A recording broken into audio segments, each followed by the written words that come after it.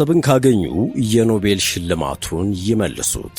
በረከት በላይነህ የሰጠውን አነጋጋሪ ሙግት በዜናችን እንመለከታለን። በቀይ ባህር ላይ አብዝተው የተጨነቁት ኢሳያስ ከሰሞኑ በትግርኛ የሰጡት ቃለ ምልልስ ለቀናት የውሃ ሽታ መሆኑም ሌላኛው ማረጋገጫ ሆኗል። የዜናችን አካል ነው። ዶክተር ቴዎድሮስ አድሃኖም ለጦርነት እየወጣ የሚገኘው በጀት እየጨመረ ነው ሲሉ አስጠንቅቀዋል። እንመለስበታለን። የጠቅላይ ሚኒስትር አብይ አህመድ መንግስት ለቻይና የሰጠው ድጋፍ ተቃውሞ ገጥሞታል። ታይዋን የ4 ኪሎን አቋም ተቃውማለች። ሌሎችም ጉዳዮች ተካተዋል። ጤና ይስጥልን የተወደዳችሁ የሸገር ታይምስ ቤተሰቦች እንዴት አላችሁ? የሰዓቱ ዜናችን ነው ተጀምሯል። በመግቢያችን ላይ የሰማችሁት አበይት ነጥቦች ነው። ወደ ዝርዝር ጉዳዮቹ እንደሚከተለው እናምራችሁ።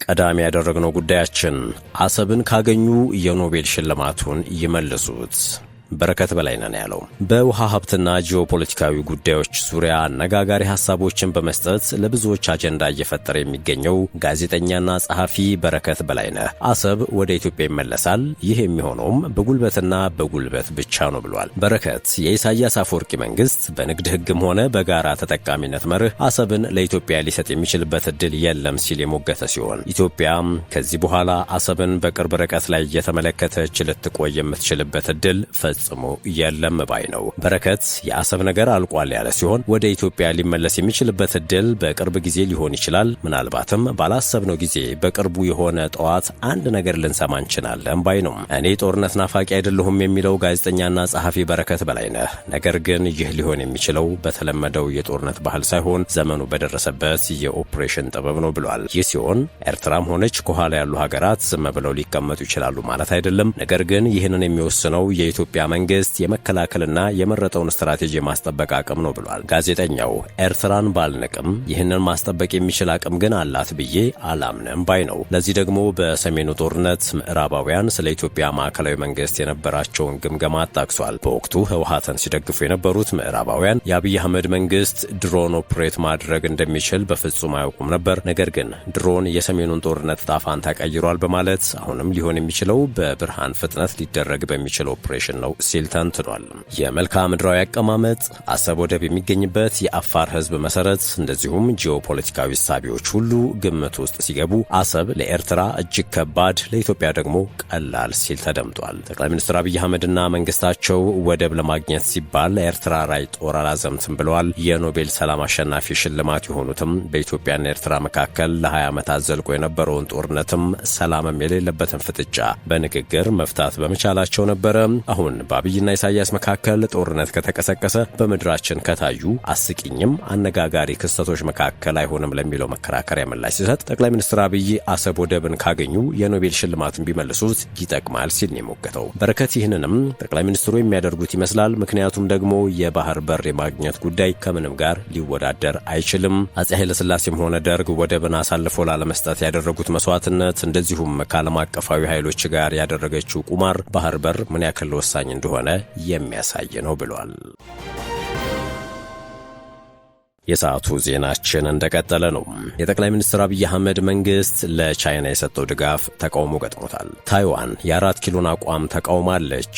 በሶማሊላንድ ሪፐብሊክ የሚገኘው የታይዋን ተወካይ ጽህፈት ቤት ኢትዮጵያ ለአንድ ቻይና መርህ ላይ የሰጠችውን ድጋፍ ተቃውሟል። ታይዋን ላይ የተሰነዘሩትን አስተያየቶች ሐሰት ናቸው ሲል የገለጸው ጽህፈት ቤቱ ኢትዮጵያ ቤጂንግ በታይዋን ላይ ያላትን አቋም መደገፏ በእጅጉ አሳዝኖኛል ሲልም አስታውቋል። ጽህፈት ቤቱ ይህንን መግለጫ የሰጠው የቻይና ውጭ ጉዳይ ሚኒስትር ዋንግ ከታህሳስ 30 እስከ ጥር 1 2018 ዓ.ም በኢትዮጵያ ባደረጉት ጉብኝት ከጠቅላይ ሚኒስትር አብይ አህመድና ከውጭ ጉዳይ ሚኒስትር ጌዲዮን ጢሞቴዎስ ጋር መወያየታቸውን ተከትሎ ይፋ በሆነ የጋራ መግለጫ ኢትዮጵያ ታይዋን ከቻይና ግዛት የማትነጠል አካሏ ናት፣ በዓለም ላይ ያለችው አንዲት ቻይና ብቻ ናት፣ የህዝባዊ ሪፐብሊክ ቻይና መንግስትም መላው ቻይናን የሚወክል ብቸኛው ህጋዊ መንግስት ነው በማለት ለአንድ ቻይና መርህ ያላትን ጽኑ ድጋፍ ማረጋገጧን ተከትሎ ነው። የታይዋን ተወካይ ጽህፈት ቤት በበኩሉ የቻይና ሪፐብሊክም ወይም ታይዋንም ሆነ የቻይና ህዝባዊ ሪፐብሊክ የተለያዩና ራሳቸውን የቻሉ መሆናቸውን ገልጿል።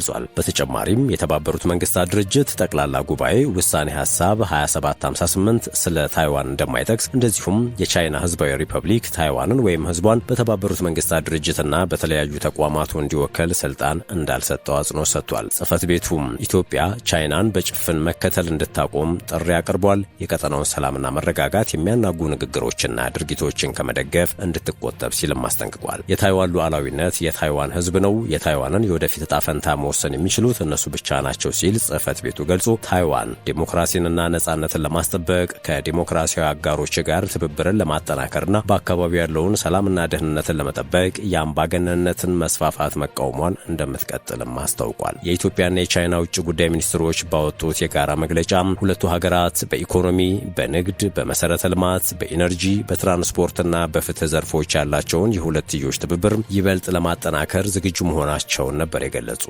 ተመድና ብሪክስን ጨምሮ በባለብዙ ወገን ዓለም አቀፍ መድረኮች በቅንጅትና በትብብር ውጤታማ ስራን በማከናወን የደቡባዊውን ዓለም ክፍል የጋራ ጥቅሞችን በአግባቡ ለማጠናከርም ቃል ገብተዋል። በተጨማሪም ሁለቱም ወገኖች በዚህ ዓመት በውጭ ጉዳይ ሚኒስትሮቻቸው መካከል የአዲስ የፖለቲካ ምክክር ለማድረግም መስማማታቸው ተመላክቷል። የኢትዮጵያ መንግስት ኮሚኒኬሽን አገልግሎት ዛሬ ባወጣው መግለጫ በኢትዮጵያና በቻይና መካከል ያለው ኢኮኖሚያዊ ትብብር በቋሚነት እያደገ መምጣቱንና ይህም በንግድና በኢንቨስትመንት ረገድ ከፍተኛ መስፋፋት ማስከተሉን ገልጿል። በሁለቱ ሀገራት መካከል ያለው የሁለትዮሽ ንግድ በአሁኑ ወቅት ከ13 ቢሊዮን የአሜሪካን ዶላር በላይ የደረሰ ሲሆን ይህም ቻይና የኢትዮጵያ ቁልፍ የንግድ አጋርነቷን እያጠናከረች መሆኑን ያሳያል ብሏል። ኢትዮጵያ ከቻይና የምታስመጣው ምርትም በከፍተኛ ሁኔታ የጨመረ ሲሆን በተጠናቀቀው ዓመት መጋቢት ወር ብቻ 1.57 ቢሊዮን እንደደረሰና ይህም ካለፈው ዓመት ተመሳሳይ ወቅት ጋር ሲነጻጸር የ22 በመቶ እድገት ማሳየቱ ተመላክቷል። ወደ ቀጣዩ ጉዳያችን እንለፍ። በቀይ ባህር ላይ አብዝተው የተጨነቁት ኢሳያስ ከሰሞኑ በትግርኛ የሰጡት ቃለ ምልልስ ለቀናት የውሃ ሽታ መሆኑ ሌላኛው ማረጋገጫ ሆኗል። በቀጠናው ሌላኛው አሰላለፍ ወደ ሆነው ኤርትራና ሳውዲ ስናመራ ይህ ጎራ ቀይ ባህርን እቀማለሁ ብሎ የሰጋ ኢትዮጵያና የተባበሩት አረብ ኤምሬትስን ያገለለ ስብስብ የፈጠረ ጥምረት ነው። እንደሚታወቀው ወደቦችን በመግዛት በማስተዳደርና በግል ቁጥጥር ስር በመዋል ተወዳዳሪ የሌላት ኤምሬትስ ሳውዲን ጨምሮ በገልፍ ሀገራት በአይነ ቁራኝ የምትታይ ሀገር ነች። ሁለቱ ጎረቤት ሀገር ሳውዲ አረቢያና ኤምሬትስ ከሰሞኑ በየመን ጉዳይ ጦር ተማዘዋል። በአፍሪካ ቀንድ የንጉሳውያን ቤተሰቦቹ በየፈርጃቸው የሚደግፏቸው ኢትዮጵያና ኤርትራ በወደብ ይገባናል ጥያቄ ተፋጠዋል። የአዲስ አበባና አስመራ ፍጥጫ በ2026 በዓለማችን ይቀሰቀሳል በሚል ከሚሰጉ ጦርነቶች መካከል አንዱ ሆኖም ተመዝግቧል። ከሰሞኑ እንደሚታየው የኢትዮጵያ ሀገር መከላከያ ሰራዊት ጄኔራል መኮንኖች በይፋ ትውልዱ ይዘጋጅ የባህር በር ለመቀዳጀት ተዘጋጅተናል በሚልም ጥሪ እያደረጉ ነው። በወታደራዊ ማሰልጠኛ ካምፖች ደግሞ ቁንጮ ጄኔራል መኮንኖች አሰብ ወደብና አካባቢው የተካተተበት የኢትዮጵያ ካርታ በስጦታ ተበርክቶላቸዋል። እነዚህንና ከወደ ግዙፉ ጎረቤታቸው አይኑን ጨፍኖ የማይቀር መስሎ የመጣውን አጀንዳ በቅርበት እየተከታተሉ የሚገኙት አዛውንቱ መሪ ኢሳያስ አፈወርቂ ግብጽና ሳውዲ አረቢያ ድረስ ሄደውም ድጋፍ መጠየቃቸው አይዘነጋም። የጉዟቸው ዓላማ የሶማሊያን መንግስት ፈለግ መከተል ነው። እርሱም ልክ ሞቃዲሾ የባህር ጠረፏን በቱርክ ጦር ለማስጠበቅ እንደወሰነችው ሁሉ እድሜያቸው የገፋው ኢሳያስ ደግሞ አሰብና ምጽዋን በሳውዲና ግብጽ ጦር የማስጠበቅ ስትራቴጂ ነው። ኢሳያስ አፈወርቂ ከሰሞኑ የፈረንጆቹን አዲስ ዓመት በማስመልከት በሰጡት ቃለ ምልልስ ይህ ጉዳይ በይፋ አንስተውታል። ተቆርጦ የወጣው የፕሬዝዳንቱ የበዓል መልእክት እንደሚያሳየው ኢሳያስ በቀጠናዊ ጉዳዮች ዙሪያ ከሰጡት ቃለ ምልልስ መካከል ኢትዮጵያ በቀይ ባህር ወሳኝና ባለቤት ለመሆን የጀመረችው እንቅስቃሴ የፈጠረባት ጭንቀት አንዱ ነው። ነገር ግን ለፈረንጆቹ አዲስ ዓመት ጠብቁኝ ብለው የነበሩት ፕሬዝዳንት ቃለ ምልልሳቸው ሙሉ ክፍል ድንገት የውሃ ሽታ ሆኖ ቀርቷል። ዜናችን እንደቀጠለ ነው። ዶክተር ቴዎድሮስ አድሃኖም ለጦርነት እየወጣ የሚገኘው በጀት እየጨመረ ነው ሲሉ አስጠንቅቀዋል። የዓለም ጤና ድርጅት ዋና ዳይሬክተር ዶክተር ቴዎድሮስ አድሃኖም ዓለም ለጤና ካላት ትኩረት ይልቅ ለጦርነት የምታወጣው ወጪ ጨምሯል ሲሉ ተደምጠዋል። ዶክተር ቴዎድሮስ አድሃኖም ዓለም አቀፉ ማህበረሰብ የቅድሚያ ትኩረቱን እንዲፈትሽና በሰው ልጅ ጤና ላይ ኢንቨስት እንዲያደርግ ጥሪ አቅርበዋል። ዋና ዳይሬክተሩ በጄኔቫ በሰጡት መግለጫ በአሁኑ ወቅት በዓለም ዙሪያ ለጦርነትና ለወታደራዊ ዝግጅት የሚወጣው ወጪ በከፍተኛ ሁኔታ እየጨመረ መምጣቱን ገልጸዋል። በአንጻሩ ደግሞ በሚሊዮኖች የሚቆጠሩ ሰዎችን ሕይወት ሊታደጉ ለሚችሉ የጤና አገልግሎቶች የሚመደበው በጀት እየቀነሰ መሆኑን ያነሱት ይህ አዝማሚያም አሳሳቢና የዓለምን የወደፊት ሰላምና ደህንነትን አደጋ ላይ የሚጥል መሆኑን አስገንዝበዋል። ዶክተር ቴዎድሮስ እንደገለጹት ዓለማችን በየ8 ሰዓቱ ለጦርነት የምታወጣው ወጪ ወይም 2.1 ቢሊዮን ዶላር ገደማ የዓለም ጤና ድርጅት ዓመታዊ መደበኛ በጀት ጋር እኩል ነው። ሀገራት እርስ በእርስ ለመጠፋፋትና የሰውን ልጅ ለመግደል በሚረዱ መሳሪያዎች ላይ ቢሊዮኖችን ሲያፈሱም በሽታን ለመከላከልና ሕይወትን ለመታደግ በሚረዱ የጤና ዘርፎች ላይ ግን በጀታቸውን እየቀነሱ ነው ብለዋል። የወታደራዊ ወጪዎች መጨመርና የጤና በጀት መሳሳት ዓለም እንደ ኮቪድ-19 ያሉ የወደፊት ወረርሽኞችን ለመቋቋም ያላትን ዝግጁነት በእጅጉ እንደሚቀንሰው ተገልጿል። ዶክተር ቴዎድሮስ አክሎም ጤና እንደ ወጪ ሳይሆን እንደ መሰረታዊ የልማትና የሰላም ኢንቨስትመንት መታየት እንዳለበት አሳስበዋል።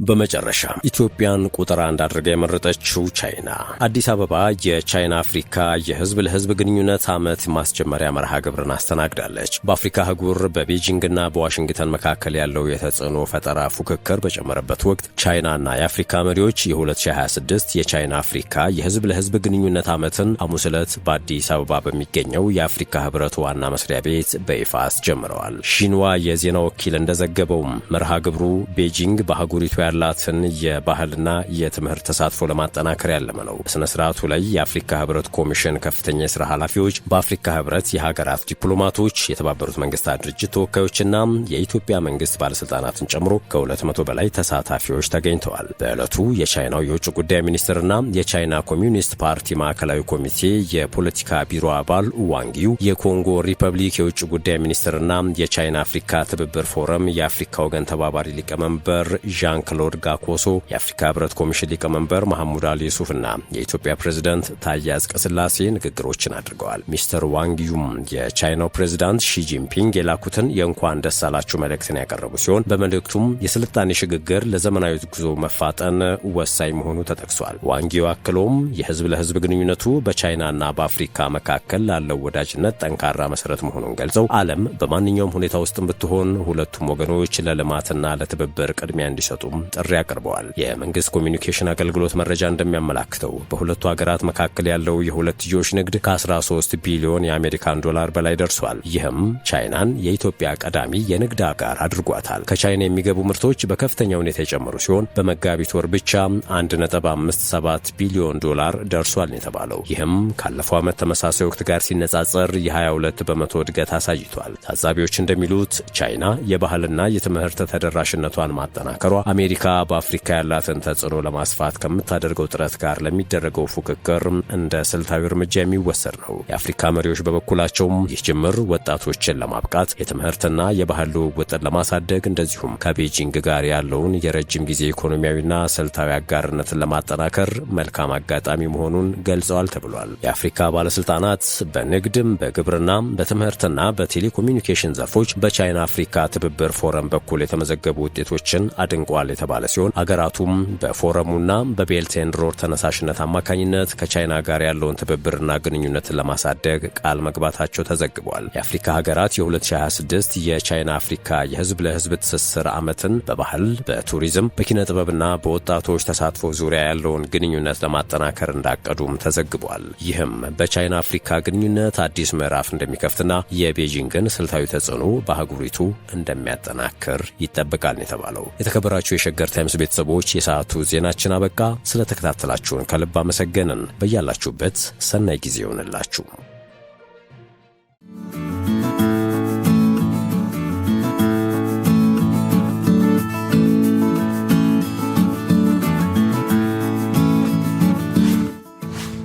ሸገር ታይምስ ሚዲያን ሰብስክራይብ በማድረግና ደወሉን በመጫን ይከተሉን።